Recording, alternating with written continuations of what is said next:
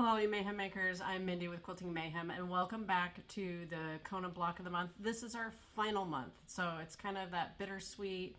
We're doing that last block, month 12 for December, I'm kind of sad to see it come to an end, but I have it again for 2025. So if you're not tired of all my tutorials and these blocks, and you love them like I do, go sign up for our 2025 Kona block of the month. Because it is even better than this year. I am super excited for it. They made it even easier. The pattern is written how I would write it, which makes me very happy because it's not all those triangles being pieced together this time around. They're doing their half square triangles and those kinds of things, doing 2 at a time. So it does definitely make me happy. It is working with charm packs, which make life a lot easier, and it gives you some variety. You can change up the color options if you want. But enough about that. You can go to our website, go to quiltingmayhem.com, and you can go check out our options because we do have the subscription or the full kit, but they are going fast. So hop to it real quick before they're out. December, our last block. And of course, it starts out with half square triangles because, you know, they're never ending.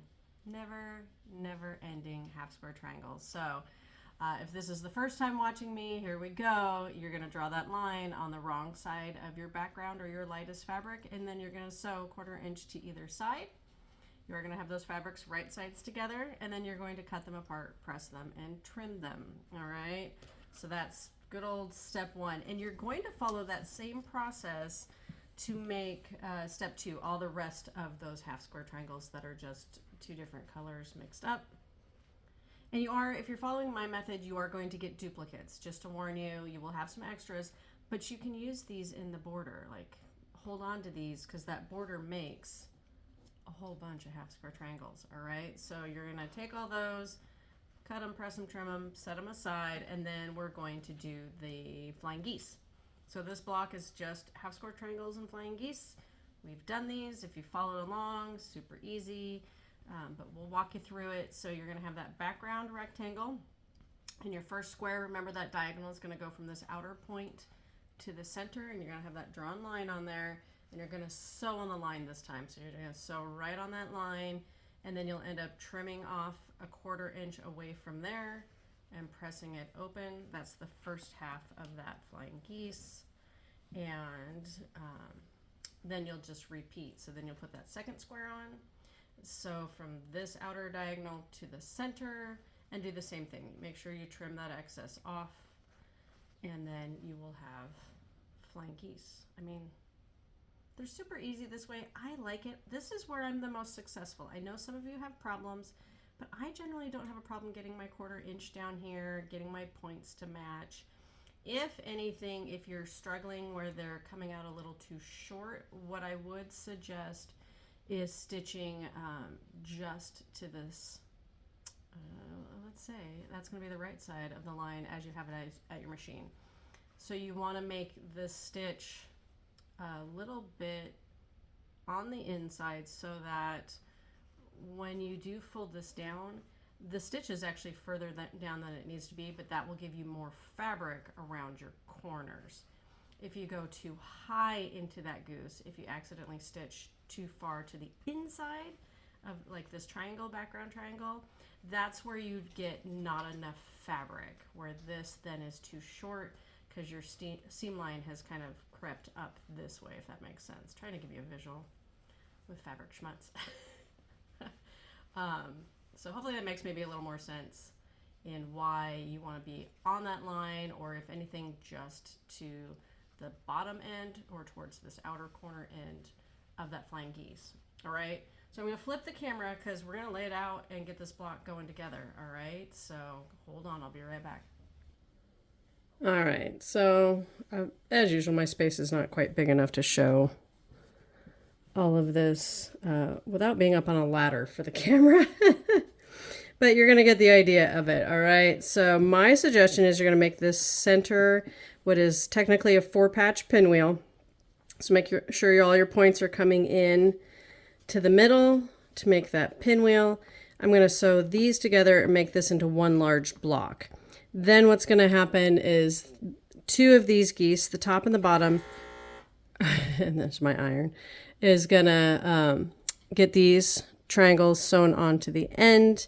And then what will happen is these geese are gonna get sewn to the middle, and then the top and the bottom are gonna get sewn on to the block. But I'll show you as I go. So I'm gonna go make this 4-patch first, and then come back and show you what it looks like.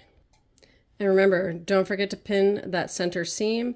If you're brand new to quilting, I will advise pin the beginning and the end to keep your block straight. If you've been quilting a while, you know how to make sure that these are lined up at the beginning and the end. But if you're new, I highly recommend pinning just to make sure that everything stays flat and straight, and so your square is as square as possible when you get to the end. But match up that center seam before you go put that 4-patch together.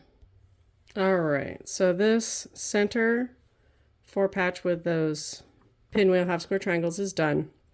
I did go ahead and I added these half square triangles to the flying geese, so you just want to make sure that is on this top and bottom one. And it doesn't matter, I mean, as long as it's on 2 of them. There is no real actual top and bottom, so just pick 2. What's going to happen is we're going to then attach flying geese here, and we're going to match the center of this flying geese with that seam. Line it up as best you can and pin it. And then, like I said, if you're new, I would pin, like this beginning that's trying to be a little short. And end. And that way, everything's going to be as square as possible in the end. You can visually try to check, make sure that point's matching where it belongs. And it looks, I don't know, that camera's going to pick that up, but it looks pretty darn good lined up here. So I'm going to make sure I'm pinned there for sure, so that point will meet the middle. All right, so I'll take it to the machine. I'm going to do both sides and then top and bottom. The block will be done. All right, one more thing I want to point out. So man, my iron is noisy. So I've got that center section done. As we go to put each row on, we want to pin the join here on the left-hand side, the join here on the right-hand side. We want to match up that flying geese again with this seam. So kind of looking at that point, lining it up. And then once again, if you're new, do these beginnings and end. And that's just what's going to help you keep that block nice and straight, because otherwise it can shift and the top one can be too short, too long, and then you get a block that's waffly.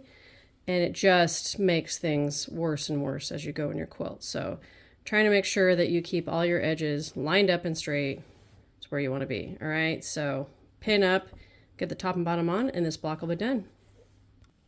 All right, everybody. Here we go. It is done. Oh my gosh, I love this. Especially this time of year. It's fall, and this is very fall-like. So loving this block. Once again, I could do this as an entire quilt. It's super easy. It's just those half square triangles and flying geese. So I love, love, love this. So hopefully it gives you no grief. If you have any problems, as you know, please reach out to me. Email me, come to the store, call me, whatever it takes.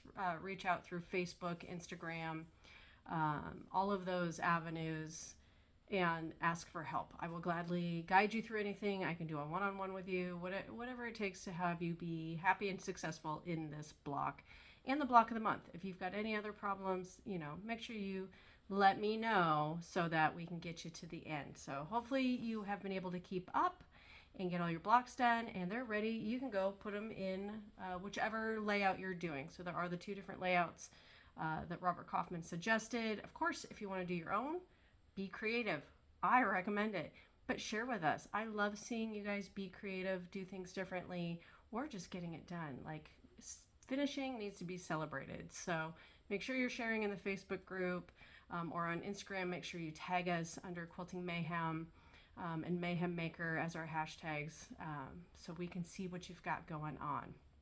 Otherwise, please make sure you are following us on Facebook, Instagram, YouTube, and TikTok. We post all kinds of things all over social media to keep you excited and in the know of what's going on. And make sure you're signed up for our newsletter so you can find out about things like the 2025 Kona block of the month, So Long, that I've got going coming up next year. That'll be here before we know it. So I hope you all have a lovely day and keep on stitching.